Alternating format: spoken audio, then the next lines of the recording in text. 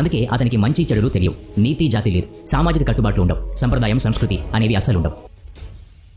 కానీ ఇక్కడ మనం ఒకటి గుర్తుపెట్టుకోవాలి, ఏ యుగంలోనైనా చెడును సృష్టించేది రాక్షసులే. కాబట్టి ఆ రాక్షసుల్ని అంతం చేయడానికి దేవుడు పుట్టేవాడు. కానీ కలియుగంలో ఉన్న రాక్షసుడు కలి, అధర్మం, అజ్ఞానం, పాపం, హింస, పైశాచికత్వం అను పలు చెడు రూపాల్లో మానవులందరిలోనూ ఉంటాడు.